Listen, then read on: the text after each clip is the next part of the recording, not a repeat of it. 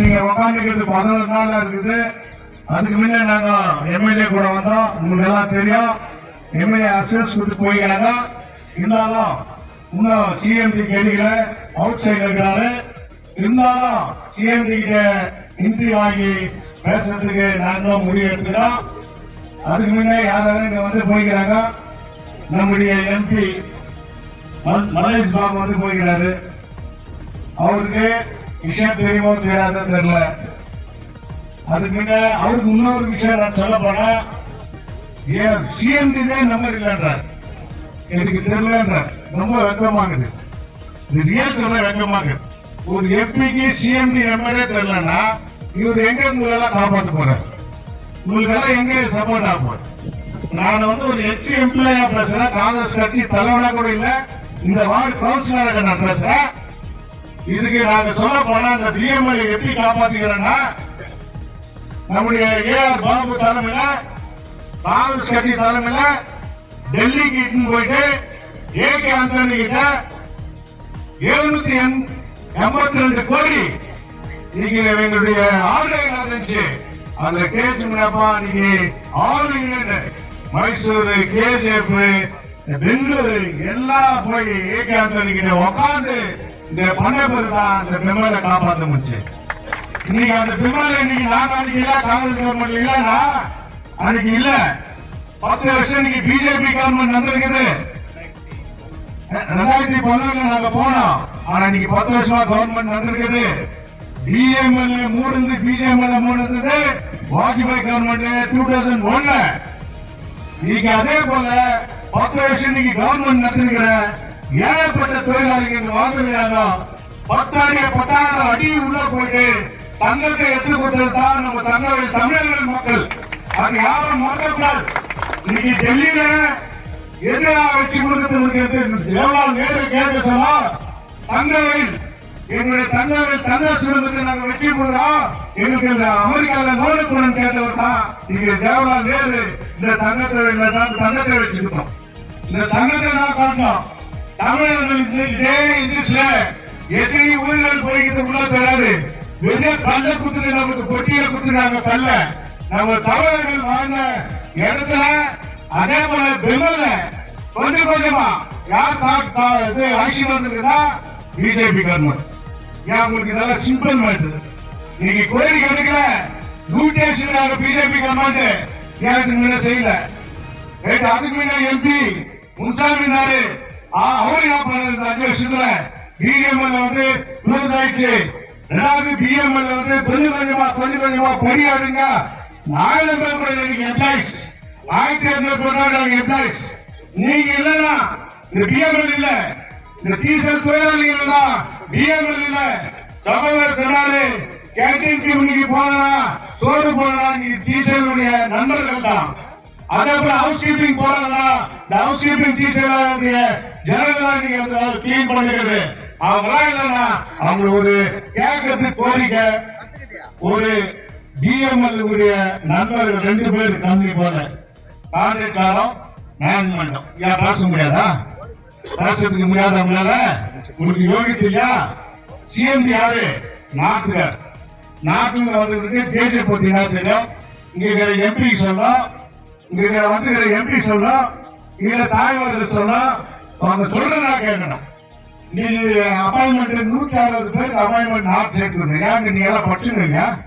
எங்களுடைய பசங்க பட்டதாரி ஆகுறீங்க, ஐடிஐ படிச்சுக்கிறீங்க, டெக்னிக்கல் படிச்சுக்கிறீங்க, பி படிச்சுக்கிறீங்க. கொடுக்குறதுனால அதே போல ஒன்று நான் சொல்றேன்.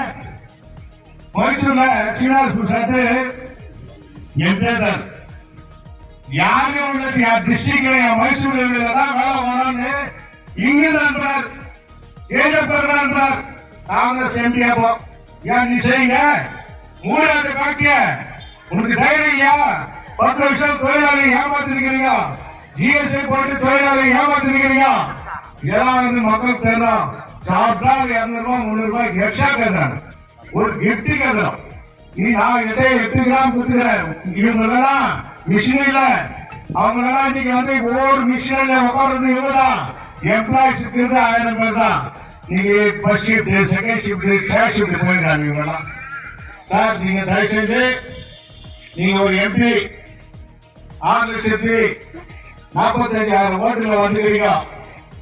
அவ்வளவு ஏசி இல்ல அந்த ஓட்டு. நீங்க மனசு வச்சா ராகுல் காந்தி கிட்ட போயிட்டு எதிர்கட்சி தலைவர்கிட்ட போயிட்டு உட்கார்ந்து பேசுற தலைமை உங்களுக்கு இதை நீங்க செய்யணும். எங்க தங்கவையில காப்பாற்றணும், தங்கவையில காப்பாற்றணும், டீச்சர் மக்களை நீங்க காப்பாற்றணும். அவங்களுக்கு யாரும் இல்ல, நம்மளை விட்டா யாரும் இல்ல. இங்க இருக்கிற விஷயத்த யாரும் சொல்றதுக்கு இல்ல. இங்க என்ன ஆயிட்டுன்னா மேனேஜ்மெண்டோ கான்ட்ராக்டருடைய எஜமான்களோ கைக்கூலியாக கொடுத்துருன்னு உட்காந்துக்கிறாங்க. இப்போ கூட சொல்றேன், 300 ரூபாய் கொடுத்தா கூட 200 ரூபாய் ஜாஸ்தி இருந்தா கூட நாங்கள் வாபஸ் வாங்க ரெடியாகிறோம். ஏன்னா ஒரு குடும்பத்துக்கு 15,000 ரூபாய் வாங்கிட்டு புள்ளக்குடி புள்ளக்குடி 5 4 இருக்குது. எல்லாம் பட்டதாரி படிக்க வச்சுக்காங்க, அவங்க எல்லாம் பி படிக்க வச்சுக்காங்க. குடிங்கெல்லாம் எப்படி படிக்கிறாங்க சார்? தயவு செஞ்சு எங்களுக்கு எம்பி தான். நீங்க தயவு செஞ்சு இந்த ராகுல் காந்தி எதிர்கட்சி தலைவர்கிட்ட டெல்லியில பேசணும். இத வந்து யாரும் வந்து ஸ்டேட் கவர்மெண்ட்லயோ இல்ல எம்எல்ஏ கூட அசல் சுத்துறாங்க. அன்பு சகோதரி பார்க்கலாம், உங்களுக்கு அசல் சுத்துறாங்க. நாங்களும் சரி, கௌதம் சரி, காங்கிரஸ் கமிட்டி சரி, இங்க இருக்கிற டாக்டர் ஜெனரல் செக்ரட்டரி எல்லாம் சேர்ந்து நாங்க டெல்லிக்கு கூட போய் கௌதம் தலைவர உங்களுக்காக உங்களுடைய கோரிக்கை என்ன, உங்களுடைய கோரிக்கை என்ன, எங்களுக்கு ஒரு நம்பரான கொடுத்து அந்த கௌதம் சாருக்கு ஒரு நம்பரான கொடுத்தீங்கன்னா அது நாங்க அது என்ன செய்யறது என்னால செய்யறோம். இப்ப கூட நேற்று கூட நம்முடைய அன்பு சகோதரி எம்எல்ஏ உங்களுக்காக சாப்பாடு உதவி பண்ணிக்கிறாங்க. இருந்தாலும் நிறைய பேர் எல்லாரும் முடிஞ்சது சேர்ந்துக்கிறோம். உங்களுக்கு சாப்பாடு கொடுக்குறது, தண்ணி கொடுக்குறது மட்டும் போகாது. சம்பளத்தை உயர்த்தணும், உங்களுடைய கோரிக்கையை ஏற்றணும், உங்களுடைய இது வந்து டிமாண்டினா கிஃப்ட் கொடுக்கணும். இதெல்லாம் இருக்குது. அந்த டிமாண்டினா உங்களுக்கு தெரிஞ்சுங்கன்னா தலைமையில நம்ம செய்யலாம். ஆனா இன்னைக்கு வந்து பிஜேபி கவர்மெண்ட் 10 வருஷமா இருக்குது. இன்னைக்கு படிப்படியா எல்லா சமி கவர்மெண்ட்டும் க்ளோஸ் பண்ணுவாங்க. அதுக்கு நல்லா தெரியும். இன்னைக்கு ரயில்வே டிபார்ட்மெண்ட் பாதி இன்னைக்கு பிரைவேட் போயிடுச்சு, எல்ஐசி போயிடுச்சு, எச்எல் போயிடுச்சு, எச்என்டி போயிடுச்சு. எச்எல் கூட பாதி போயிடுது. இன்னைக்கு பெமால இருக்குது ஒரே ஒன்று. இந்த இருக்கிறதுனால நீங்க சொன்னா சாவு மட்டும் ஒரு பச்சை தண்ணி குடிக்காத நான் நீங்க உட்கார்றது ரெடி. மற்ற எல்லா தலைவரும் வரணும், எல்லா தலைவரும் உட்கார்ந்தோம். நாங்களாம் உட்கார்ந்து ரெடியாக. ஏன்னா ஒரு எம்ப்ளாயுடைய வேதனை எனக்கு தான் தெரியும். எம்ப்ளாயுடைய கஷ்டம்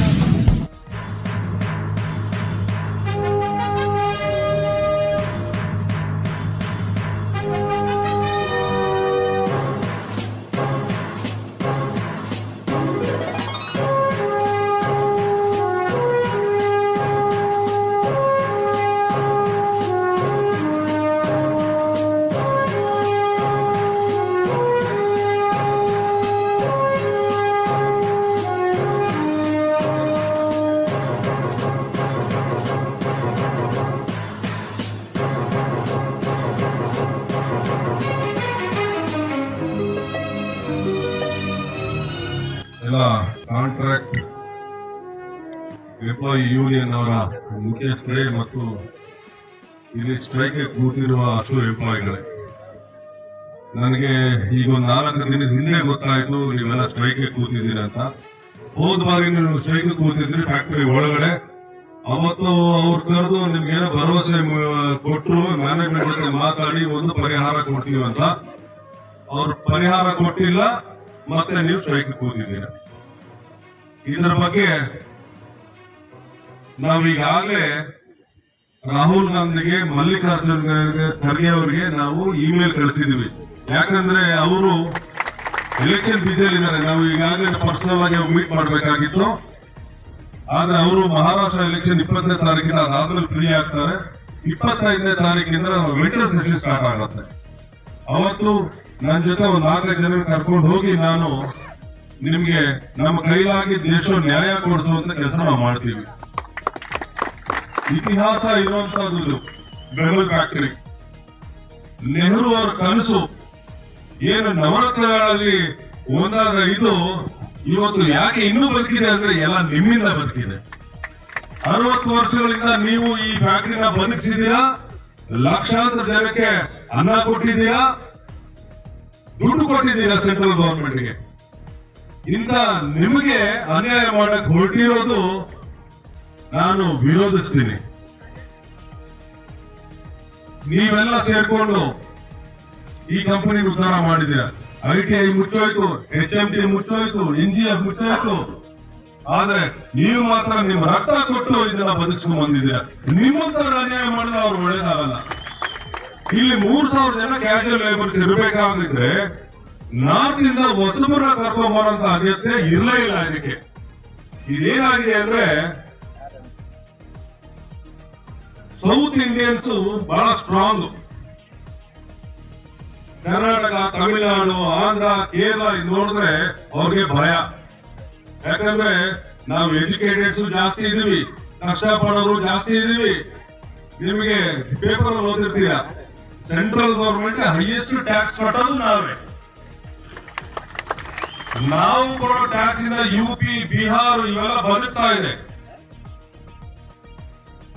ಇವ್ರೇನ್ ಇಷ್ಟು ಸಂಪಾದನೆ ಮಾಡ್ತಾರೆ, ಏನ್ ಇದನ್ನು ನಾವು ತಗೊಳ್ಳೋಣ ಅಂತ ಹೇಳಿ ಇದೊಂದು ನಾರ್ತ್ ಇಂಡಿಯನ್ಸ್ ಮಾಡ್ತಾರಂತ ಒಂದು ದ್ರೋಹ. ಎಲ್ಲ ಅವ್ರನ್ನ ತಗೊಂಡು ಕೂರ್ಸ್ಬೇಕಿಲ್ಲಿ, ನಮ್ಮವರು ಭಿಕ್ಷೆ ಬೇಡ್ಬೇಕು. ನೀವು ನೋಡ್ತಾ ಇದ್ರೆ ಎಷ್ಟು ಜನ ನಾರ್ತ್ ಇಂಡಿಯನ್ಸ್ ಬಂದು ಸೆಟ್ಲ್ ಆಗ್ತಾವ್ರೆ. ಬೆಂಗಳೂರಲ್ಲಂತೂ ಯಾವ ಕೆಲಸಕ್ಕೂ ಗಾರೆ ಕೆಲಸನೂ ನಮ್ಗೆ ಸಿಗ್ತಾ ಇಲ್ಲ. ಇವತ್ತು ಎಲ್ಲ ನಾರ್ತ್ ಇಂಡಿಯನ್ಸ್ ಸೇರ್ಕೊಂಡ್ಬಿಟ್ಟಿದ್ದಾರೆ.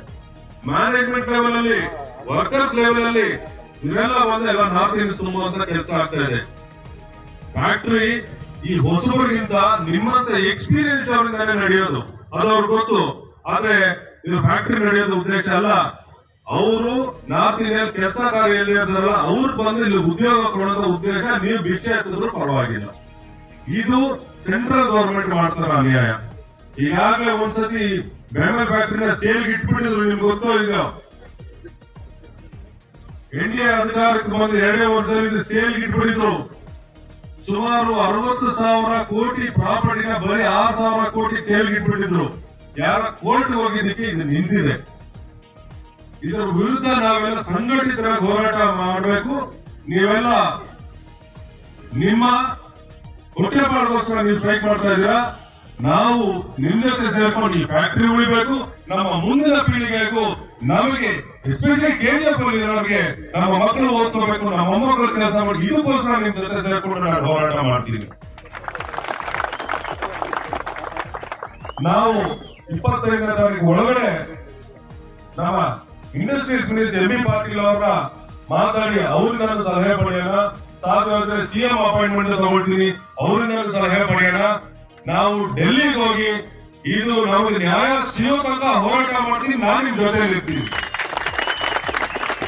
ನೀವೆಲ್ಲ ನನಗೆ ವೋಟ್ ಕೊಟ್ಟಿದ್ದೀರ, ನಾನು ಗೆಲ್ಲೇ ಇರ್ಬೋದು. ಆದ್ರೆ KGF ಅಲ್ಲಿ ನನಗೆ 38,000 ವೋಟ್ ಸಿಕ್ಕಿರೋದು ನಿಮ್ಮಿಂದ ಸಿಕ್ಕಿದೆ. ಇದನ್ನ ನಾನು ಯಾವತ್ತು ಜೀವನ ಪರ್ಯಂತ ನಾನು ಮರೆಯಲ್ಲ. ನಿಮ್ಮ ಋಣ ನನ್ನ ತಲೆ ಮೇಲಿದೆ.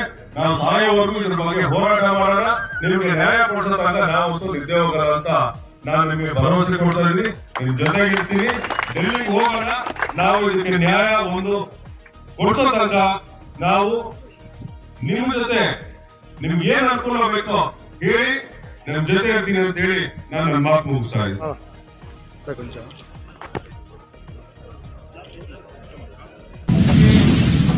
நீங்க இங்க தர்ணா பண்ணுறீங்க. தர்ணா பண்றது காசு வந்து உங்களோட உரிமைகளை கேட்டுக்கிறீங்க.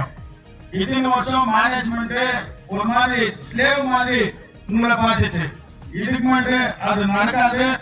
ஏன்னா போராட்டங்களில் இருக்கிற எல்லா கட்சி தலைவர் 15th ಚೀಫ್ ಮಿನಿಸ್ಟರು ಕೆಜಿಎಫ್ನಲ್ಲಿ ನಿಮ್ಮ ಒಂದು ಅರ್ಥಪೂರ್ಣವಾದ ಅಷ್ಟೇ ಅಲ್ಲದೆ ನ್ಯಾಯಬದ್ಧವಾದ ಹೋರಾಟಕ್ಕೆ ನಾನು ನೈತಿಕ ಬೆಂಬಲ ಕೊಡಕ್ಕೆ ಬಂದಿದ್ದೀನಿ. ಕೆಲವು ಕಾರ್ಮಿಕರ ಹೋರಾಟದ ವಿಚಾರಗಳನ್ನ ನನಗೆ ಹೇಳಿದ್ರು ಅಂದ್ರೆ ಸತೀಶ್ ರಾಜನ್ ಅವರು, ರಂಗರಾಜ್ ಅವರು, ಮತ್ತೆ ಮೊಯ್ಡು ಅವರು, ಪ್ರವೀಣ್ ಅವರು, ಮತ್ತೆ ನೀವೆಲ್ಲ ಮುಖಂಡರು ಯಾರ್ಯಾರು ಆರ್ಥಿಕ ಸಮಾನತೆ ಜೊತೆ ಎಲ್ಲ ಸಮಾನತೆ ವಹಿಸಿಕೊಂಡು ಈ ಒಂದು ಹೋರಾಟ ಮುಂದುವರಿಸ್ತಾ ಇದ್ದೀರೋ ನಿಮ್ ಜೊತೆ ನಾನು ಎಂದೆಂದಿಗೂ ನಿಂತಿರ್ತೀನಿ. ಸ್ನೇಹಿತರೆ, ನಾನು ಸಿನಿಮಾದಲ್ಲಿ ಕೆಲಸ ಮಾಡೋಣ. ಸಿನಿಮಾದಲ್ಲಿ ಬೇರೆ ಬೇರೆ ಭಾಷೆಗಳಲ್ಲಿ ಕೆಜಿಎಫ್ ಬಗ್ಗೆ ದೊಡ್ಡ ದೊಡ್ಡ ಸಿನಿಮಾಗಳು ಮಾಡ್ಕೊಂಡು ಬಂದಿದ್ದಾರೆ. ಈ ಸಿನಿಮಾಗಳಲ್ಲಿ ಕೆಜಿಎಫ್ ಚಿನ್ನದ ಗಡಿಗಳಾಗಿರ್ಬೋದು, ಚೈತ್ಯದ ವಿಚಾರಗಳಾಗಿರ್ಬೋದು, ಬಹಳ ಜನ ಬಿಲ್ಡಪ್ ಮಾಡಿದ್ದಾರೆ. ಅದರಿಂದ ಏನೇನು ನಡೆದಿದೆ ಅಂದ್ರೆ ಅದರಿಂದ ಸಿನಿಮಾದ ನಿರ್ಮಾಪಕರು, ನಿರ್ದೇಶಕರು, ನಾಯಕ ನಟರು ಬಹಳ ದುಡ್ಡು ಮಾಡ್ಕೊಂಡಿದ್ದಾರೆ. ದುರಂತ ಏನು ಅಂದ್ರೆ ಕೆಜಿಎಫ್ ಪರಿಸ್ಥಿತಿ ಯಾವುದೇ ಕಾರಣಕ್ಕೂ ಅಭಿವೃದ್ಧಿ ಆಗಿಲ್ಲ. ಅದು ಒಂದು ದೊಡ್ಡ ದುರಂತ. ಕೆಜಿಎಫ್ ದುಡ್ಡು ಮಾಡ್ಕೊಳ್ಳಕ್ಕೋಸ್ಕರ ಈ ಸಿನಿಮಾ ವ್ಯವಸ್ಥಿತ ಶಕ್ತಿಗಳು ಒಂದು ರೀತಿ ಬಳಸ್ಕೊಂತ ಹೊರತು ಕೆಜಿಎಫ್ ಕಷ್ಟ ಆದಾಗ ಯಾರು ಕೂಡ ಬರಲ್ಲ. ಆದ್ರೆ ನಮಗೆ ಒಂದು ಅರ್ಥ ಮಾಡ್ಕೋಬೇಕು, ಕೋಲಾರ ಬಗ್ಗೆ ತಿಳ್ಕೋಬೇಕು ಅಂದ್ರೆ ಕೋಲಾರಿನ ಹೋರಾಟದ ಕಿಚ್ಚಿನ ಭೂಮಿ. ನಮಗೆ ಯಾವತ್ತಾದ್ರೂ ನಮ್ಗೆ ನ್ಯಾಯ ಸಿಕ್ಕಿದೆ ಅಂದ್ರೆ ಯಾರು ಮೇಲಿಂದ ಬಂದು ದಯಾ ದಾಕ್ಷಣ್ಯ ದಾನದಿಂದ ಬಂದಿಲ್ಲ, ತಳಮಟ್ಟದ ಹೋರಾಟದಿಂದ ಬಂದಿದೆ ಅನ್ನೋದು ಕೋಲಾರ ನಮಗೆ ಕೆಜಿಎಫ್ ಇಲ್ಲಿ ಭಾಷೆಯ ಸಮ್ಮಿಲನದ ಜೊತೆ ಹೋರಾಟದ ಕಿಚ್ಚು ನಾನು ಯಾಕೆ ಹೇಳ್ತೀನಿ ಅಂದ್ರೆ ಅನೇಕರು ಅದು ಕಮ್ಯುನಿಸ್ಟ್ ಪಾರ್ಟಿಯಲ್ಲಿ ಯಾವ್ದಾದ್ರು ಕರ್ನಾಟಕದಲ್ಲಿ ಅಧಿಕಾರಕ್ಕೆ ಬಂದಿದ್ದಾರೆ ಅಂದ್ರೆ ಮೊದಲನೇ ಬಾರಿಗೆ ಅದು ಕೋಲಾರಲ್ಲೇ ನಾನು ಕೇಳ್ಕೊಟ್ಟಿದ್ದೀನಿ. ಅದೇ ರೀತಿ ರಿಪಬ್ಲಿಕನ್ ಪಾರ್ಟಿ ಆಫ್ ಇಂಡಿಯಾ ನೀವೇನ್ ಬಾಬಾ ಸಾಹೇಬ್ ಅಂಬೇಡ್ಕರ್ ಚಿತ್ರ ಇಟ್ಟಿದ್ದೀರಾ, ಅದು ಒಂದು ರೀತಿ ಫಸ್ಟ್ ಎಂಎಲ್ಎ ಬಂದಿದ್ದು ಕೂಡ ಕೋಲಾರದಲ್ಲಿ ಅಂತ ನಾನು ಹೇಳ್ತೇನೆ. ಇದು ನಮ್ಗೆ ಬಹಳ ಹೆಮ್ಮೆಯ ವಿಷಯ. ಸ್ನೇಹಿತರೆ, ನಮಗೆ ಯಾವುದೇ ಒಂದು ಹೋರಾಟ ಬಂದರೂ ಕೂಡ ಆ ಹೋರಾಟ ನ್ಯಾಯಬದ್ಧವಾಗಿರ್ಬೇಕು ಅಂದ್ರೆ ಆ ಹೋರಾಟದ ಬೇಡಿಕೆಗಳು ನ್ಯಾಯಬದ್ಧವಾಗಿರಬೇಕು. ನಿಮ್ಮ ಈ ಒಂದು ಹೋರಾಟದಲ್ಲಿ ನನಗೆ ಗೊತ್ತು ಮಾಡ್ಕೊಂಡಿದ್ದೀನಿ, ಮೊದಲನೇದಾಗಿ ವೇತನೆ ಅನ್ನೋದನ್ನ ರಿವಿಷನ್ ಪರಿಷ್ಕರಣೆ ಆಗಬೇಕು, ಅದು ನ್ಯಾಯಬದ್ಧವಾಗಬೇಕು. ಎರಡನೇದಾಗಿ, ಯಾಕಂದ್ರೆ ಇವಾಗ ಏನಾಗ್ತಾ ಇದೆ ಅಂದ್ರೆ ಯಾರು ಅಲ್ಲಿ 1000ಗಿಂತ ಕಡಿಮೆ ಜನ ಪರ್ಮನೆಂಟ್ ಕಾಯಂ ಅಂತ ಇರ್ತಾರೋ ಅವ್ರ ಕೆಲಸಕ್ಕೆ 4 ಪಟ್ಟಿ ಜಾಸ್ತಿ ಸಂಬಳ ಬರುತ್ತೆ. ಆದ್ರೆ ಯಾರಿಗೆ ಕಾಯಂ ಆಗೋ, ಯಾರು ಗುತ್ತಿಗೆದಾರರು ಅಂತ ಬಂದಿರ್ತಾರೋ ಅವ್ರಿಗೆ 4 ಪಟ್ಟಿ ಕಮ್ಮಿ ಆಗುತ್ತೆ. ಇದು ಒಂದು ದೊಡ್ಡ ಅನ್ಯಾಯ. ನಮ್ಗೆ ಸಮವೇತನ, ಸಮಕ್ಷೇತ್ರಕ್ಕೆ ಸಮವೇತನ ಸುಪ್ರೀಂ ಕೋರ್ಟ್ ಹೇಳಿದೆ. ಮತ್ತೆ ಮುಖ್ಯವಾಗಿ ಸಂವಿಧಾನದ ಪೀಠಿನ ಸಮಾನತೆ ಅಂತ ಏನ್ ಹೇಳ್ತಾರೋ ಅದೇ ಒಂದು ಸಮವೇತನಕ್ಕೆ, ಸಮ ಕೆಲಸಕ್ಕೆ ಸಮವೇತನ ಸಿಗಬೇಕು. ಹಾಗೆ ನಿಮ್ಮ ಹೋರಾಟ ನಿಮ್ಮ ಒಂದು ರೀತಿ ಕಾಯಂ ಆಗಬೇಕಾಗಿರ್ಬೋದು, ನಿಮಗೆ ಒಂದು ಗ್ರಾಚ್ಯುಯಿಟೀಸ್ ಆಗಿರ್ಬೋದು, ಇದೆಲ್ಲ ಕೂಡ ನ್ಯಾಯಬದ್ಧವಾದ ಹೋರಾಟ. ನಾನು ಎಂದೆಂದಿಗೂ ಈ ಜೊತೆ ಇದ್ದೀನಿ. ನೀವು ಎಷ್ಟೋ ದಿನಗಳು ನೀವು ಒಂದು 5ನೇ ತಾರೀಕಿಂದ ಹೋರಾಟ ಮಾಡ್ತಾ ಇದ್ದೀರಾ. ಮತ್ತೆ ಮುಖ್ಯವಾಗಿ ಜನ ನಿಮಗೆ ನಾವು ನ್ಯಾಯ ಒದಗಿಸ್ತೀವಿ ಅಂತ ಹೇಳ್ತಾ ಇದ್ದಾರೆ. ಆದ್ರೆ ಆ ನ್ಯಾಯ ಬರೋವರೆಗೂ ನೀವು ಬಿಡಲ್ಲ. ಯಾಕಂದ್ರೆ ನೀವು ಹೋರಾಟ ಕಿಚ್ಚು ಗಟ್ಟಿಯಾಗಿದೆ, ನಿಮ್ಮ ಪ್ರಾಮಾಣಿಕತೆ ಗಟ್ಟಿಯಾಗಿದೆ ಅಂತ ನಾವು ಬಹಳ ಸಂತೋಷ. ಮತ್ತೆ ಈ ವಿಚಾರದಲ್ಲಿ ಯಾರು ಇದನ್ನ ಗಂಭೀರವಾಗಿ ತಗೋಬೇಕು ಅಂದ್ರೆ ಬಹಳ ಮುಖ್ಯವಾಗಿ ಅಂದ್ರೆ ಯಾರು ಇವತ್ತಿನ ದಿನ ಇದು ಸೆಂಟ್ರಲ್ ಗವರ್ಮೆಂಟ್ ಅದಕ್ಕೆ ಬೆಂಬಲ, ಮತ್ತೆ ಮುಖ್ಯವಾಗಿ ಆದ್ರೆ ಈ ಸೆಂಟ್ರಲ್ ಗವರ್ಮೆಂಟ್ ನಮ್ಮ ಕರ್ನಾಟಕದ ಒಂದು ಪ್ರಾದೇಶಿಕ ಪಕ್ಷ ಅಂತ ಹೇಳ್ಕೊಳ್ಳೋರೆ ಎಚ್.ಡಿ. ಕುಮಾರಸ್ವಾಮಿ ಅವರು ಹೆವಿ ಇಂಡಸ್ಟ್ರೀಸ್ ನಲ್ಲಿ ಇವಾಗ ಮಿನಿಸ್ಟರ್ ಆಗಿದ್ದಾರೆ. ನಾವು ಕೇಳ್ತೀವಿ ಮುಖ್ಯಮಂತ್ರಿ, ನೀವು ಮಾಜಿ ಮುಖ್ಯಮಂತ್ರಿ ಕುಮಾರಸ್ವಾಮಿ ಅವರೇ, ನಿಮ್ಮ ಮಗನೇ ಚುನಾವಣೆ ಗೆಲ್ಲಬೇಕು ಅಂತ ಚನ್ನಪಟ್ಟಣದಲ್ಲಿರುವ ನೀವು ಇಲ್ಲಿ ಬಂದು ನಮ್ಮ ಕೆಜಿಎಫ್ ನಲ್ಲಿ ಈ ಕಷ್ಟಗಳನ್ನ ಅರ್ಥ ಮಾಡ್ಕೊಂಡು ಸುಧಾರಣೆ ಮಾಡ್ಕೊಂಡು ಸರಿಪಡಿಸಕ್ಕೆ ನಿಮಗೆ ಮನಸ್ಥಿತಿ ಇಲ್ವಾ? ನಿಮಗೆ ನಿಜವಾಗ್ಲೂ ನಮ್ಮ ನೀವು ಅಲ್ಲಿ ಕೇಂದ್ರದಲ್ಲಿ ನಿಂತ್ಕೊಂಡು ನೀವು ಸರಿ ಮಾಡೋಕೆ ಅವಕಾಶ ಇದ್ದಾಗಲೂ ಇಲ್ಲೂ ಕೂಡ ಕೋಲಾರನಲ್ಲಿ ಅದೇ MP ಆಗಿ ಗೆದ್ದಿರೋ ವ್ಯಕ್ತಿಗಳಲ್ಲಿ ಕೋಲಾರ ಜನ ಇದ್ದಾಗ ನಿಮ್ಗೆ ಕೋಲಾರಿನ ಕಷ್ಟಗಳು ನೀವು ಕಾಣಿಸಲ್ವಾ, ಕಿವಿ ಕೇಳಿಸಲ್ವಾ? ಬಹಳ ಮುಖ್ಯವಾಗಿ ನಮಗೆ ಸ್ಥಳೀಯರ ಕಷ್ಟ ನಮ್ಗೆ ಬಹಳ ಮುಖ್ಯ. ಯಾಕಂದ್ರೆ ನಾನೇನ್ ಕೇಳ್ಪಟ್ಟಿದ್ದೀನಿ ಅಂದ್ರೆ ಈ ಡಿಜಿಟಲ್ ಡಿವೈಡ್ ಮುಖಾಂತರ ಮತ್ತೆ ಎಲ್ಲೋ ಕಡೆ ಬೇರೆ ಬೇರೆ ಬೀಮಾರು ರಾಜ್ಯಗಳಿಂದ ಕರ್ಕೊಂಡು ಬಂದು ಕೆಲಸ ಕೊಟ್ಟು ನಮ್ಮ ಸ್ಥಳೀಯರಿಗೆ ಯಾರು ಇದೇ ಭಾಗದಲ್ಲಿ ಇದೇ ಊರಿನಲ್ಲಿ ಇದೇ ಎಷ್ಟೋ ದಶಕಗಳ ಕಾಲ ಕೆಲಸ ಮಾಡಿದ್ರು ಕೂಡ ಅವ್ರನ್ನ ನಮ್ಮನ್ನ ಗುರುತಿಸ್ತಾ ಇಲ್ಲ, ಸರೋಜಿನಿ ಮಹಿಷಿ ವರದಿಯನ್ನ ಜಾರಿಗೊಳಿಸ್ತಾ ಇಲ್ಲ ಅನ್ನೋದು ಇದು ಕೂಡ ಬಹಳ ದೊಡ್ಡ ಸಮಸ್ಯೆ. ಇದನ್ನು ಕೂಡ ನಾವು ಅರ್ಥ ಮಾಡ್ಕೋಬೇಕು, ಇದನ್ನು ಕೂಡ ತರಬೇಕು. ನಮಗೆ ಕರ್ನಾಟಕಕ್ಕೆ ಬಹಳ ದೊಡ್ಡ ಪರಿವರ್ತನೆ ಬೇಕು. ಯಾರ್ಯಾರು ಈ ಒಂದು ರೀತಿ ಮತ್ತೆ ಅಷ್ಟೇ ಅಲ್ಲ, ರಾಜನಾಥ್ ಸಿಂಗ್ ಅಂತೂ ಈ ಡಿಫೆನ್ಸ್ ಮುಖ್ಯ ಪಾತ್ರ ವಹಿಸ್ತಾರೆ. ಇಲ್ಲಿ ಕೂಡ ಬೇರೆ ಬೇರೆ ಕರ್ನಾಟಕದಲ್ಲಿ ಒಂದು ಬಿಜೆಪಿ ಅನ್ನೋದು ಕೂಡ ಬಹಳ ಪ್ರಬಲ ಬೆಳೀತಾ ಇದೆ. ನೀವು ಕೂಡ ಇಲ್ಲಿ ಗಮನ ಹರಿಸಬೇಕು, ನಿಮ್ಮ ಕೇಂದ್ರ ಸರ್ಕಾರದಲ್ಲೂ ಕೂಡ ನೀವು ಹೇಳಿ ಮಾಡಿಸ್ಬೇಕು ಅಂತ ನಾನು ಹೇಳಕ್ಕೆ ಇಷ್ಟಪಡ್ತೀನಿ. ಮತ್ತೆ ಮುಖ್ಯವಾಗಿ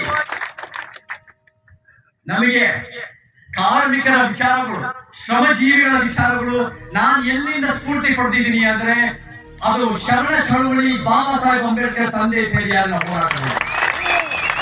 ಶರಣ ಚಳವಳಿಯಲ್ಲಿ ಹೇಗಿದೆ? ಶರಣ ಚಳವಳಿ ಕಾಯಕವೇ ಕೈಲಾಸ ಅಂತಾರೆ. ಕಾಯಕವೇ ಕೈಲಾಸ ಅಂದ್ರೆ ಬರೀ ಭಾಷಣ ಕೊಯ್ಯೋದಷ್ಟೇ ಅಲ್ಲ, ಕಾಯಕವೇ ಕೈಲಾಸ ಅಂದ್ರೆ ಸರಿ ಸಮಾನವಾದ ಘನತೆ ನಮ್ಮ ಕೆಲಸಗಳಿಗೆ, ಸರಿ ಸಮಾನವಾದ ಆರ್ಥಿಕತೆ ನಮ್ಮ ಕೆಲಸಗಳಿಗೆ, ಅದು ಕಾಯಕವೇ ಕೈಲಾಸ.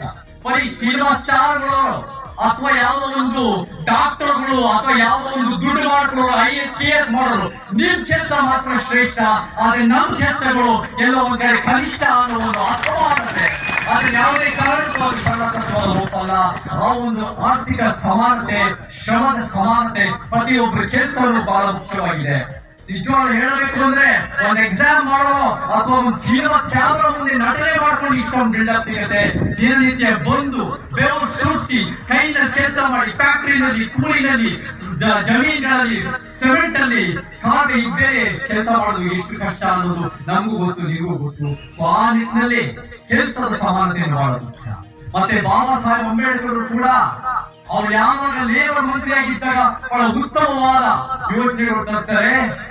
ಮಹಿಳೆಯರಿಗೆ ಬೆನಿಫಿಟ್ಸ್ ಆಗಿರ್ಬೋದು, ಈಕ್ವಾಲಿಟಿ ಆಗಿರ್ಬೋದು, ಬೇರೆ ಬೇರೆ ಬೆನಿಫಿಟ್ಸ್ ತರ್ತಾರೆ. ಸೊ ನಾವು ಜ್ಞಾಪಕ ಇಟ್ಕೊಳ್ಳಿ, ಈ ಒಂದು ಸಮಾನತೆ ಅಂಬೇಡ್ಕರ್ ಪೇರಿಯಾರ್ ಮತ್ತೆ ನಮಗೆ ಶರಣ ತತ್ವ ಅನ್ನೋದು ಇದ್ಯಾವ ಅಸ್ಮಿತೆ ಅಲ್ಲ, ಇದು ಇದ್ಯಾವ ಒಂದು ವರ್ಗದ, ಒಂದು ಜಾತಿಯ, ಒಂದು ಸಮುದಾಯದ ಸತ್ತಲ್ಲ. ಇದ್ಯಾರು ಸಮಾನತೆ, ನ್ಯಾಯ ಮತ್ತು ಸಂವಿಧಾನದ ಪೀಠಿಕೆಯ ಎತ್ತಿ ಹಿಡಿತಾರೋ ಅದು ನಮ್ಮೆಲ್ಲರ ಒಂದು ಸಿದ್ಧಾಂತ. ಆ ಒಂದು ಸಿದ್ಧಾಂತ ನಾವು ಮುಂದುವರಿಸಬೇಕು. ಸಮ ಸಮಾಜದ ಕರ್ನಾಟಕದಲ್ಲಿ ನಾನು ಎಂದೆಂದಿಗೂ ನಿಮ್ ಜೊತೆ ಇರ್ತೀನಿ. ಕೊನೆಯದಾಗಿ ನಿಮ್ಮ ಹೋರಾಟ ನ್ಯಾಯಬದ್ಧವಾಗಿದೆ. ನಾನು ಒಂದು ವಚನ ಹೇಳಿ ನನ್ನ ಮಾತು ಮುಗಿಸ್ತೀನಿ. ಅದು ಒಂದು ಶ್ರಮಜೀವಿಗಳ ವಿಚಾರದಲ್ಲಿ, ಅದು ಒಂದು ಕೆಲಸದ ಸಮಾನತೆಯಲ್ಲಿ ಒಂದು ವಚನ. ಮಡಿಕೆಯ ಮಾಡಲು ಮಣ್ಣೇ ಮೊದಲು, ತೊಡಿಗೆಯ ಮಾಡಲು ಹೊನ್ನೇ ಮೊದಲು, ಶಿವಪದ ನಡೆಯಲು ಗುರುಪದ ಮೊದಲು, ಕೂಡಲ ಸಂಗಮ ದೇವರ ನಡೆಯಲು ಶರಣರ ಸಂಘವೇ ಮೊದಲು.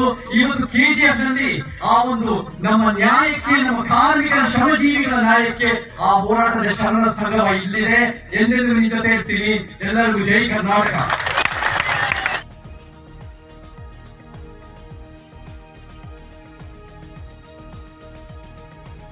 ಇವತ್ತು ಇಡೀ ಒಂದು ಪ್ರಪಂಚಕ್ಕೆ ಜ್ಞಾನವನ್ನ ಹೇಳ್ಕೊಡುವಂತ, ಐಡಿಯಾಲಜಿಯನ್ನ ಹೇಳ್ಕೊಡುವಂತ, ಬದುಕಿನ ಸಿದ್ಧಾಂತಗಳನ್ನ ಹೇಳ್ಕೊಡುವಂತ ಶಿಕ್ಷಣ ಸಂಸ್ಥೆಗಳಲ್ಲೂ ಕೂಡ ಈ ನವೋದಿತ ಕಾರ್ಮಿಕ ಪದ್ಧತಿಯನ್ನ ತಂದಿಟ್ಟಿದ್ದಾರೆ. ಇವತ್ತು LKG UKG ಮೇಷ್ಟ್ರಿಂದ ಹಿಡ್ಕೊಂಡು ವಿಶ್ವವಿದ್ಯಾಲಯದಲ್ಲಿ ಪಾಠ ಮಾಡಬಹುದಾದಂತಹ ಅಧ್ಯಾಪಕರ ವರ್ಗಕ್ಕೂ ಕೂಡ ಇವರು ಗುತ್ತಿಗೆ ಪದ್ಧತಿಯನ್ನ ತಂದಿಟ್ಟಿದ್ದಾರೆ. ಬಂಧುಗಳೇ, ಗುತ್ತಿಗೆ ಪದ್ಧತಿಯನ್ನು ತಂದಿದ್ದಾರೆ.